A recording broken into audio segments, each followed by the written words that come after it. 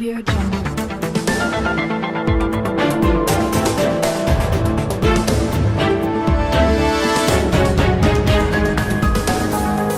Jungle.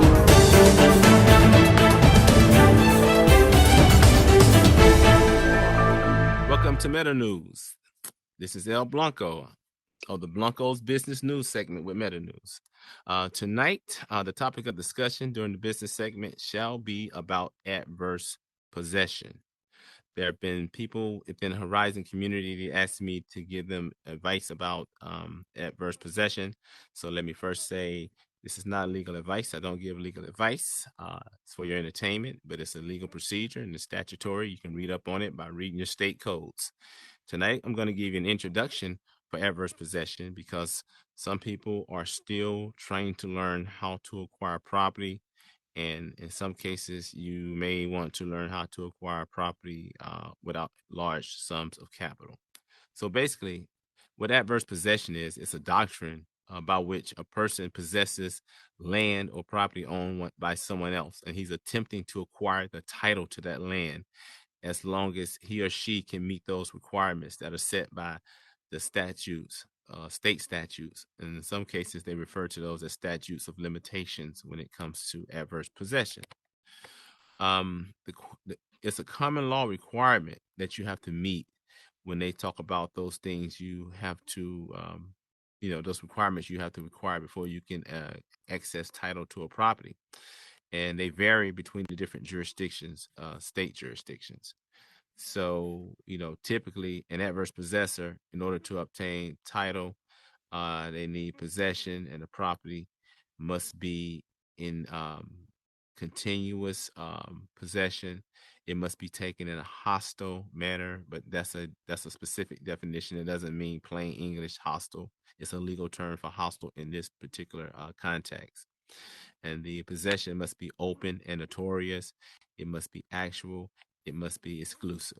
Okay. And when we go through these different things, when we say continuous, hostile, open, actual, and exclusive, those are terms that are referring to adverse possession rules of law or legal procedures. So continuous means a single possessor must maintain continuous possession of the property. It must be continuous once they possess the property. And I know you're wondering, how would they possess the property? Well, the next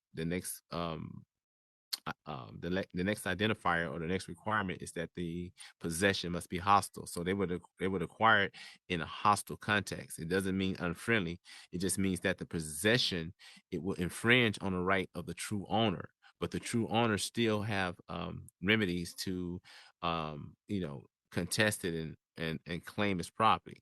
So it has to be in the sense of it being a hostile takeover type deal, a property that appears to be abandoned or not being used.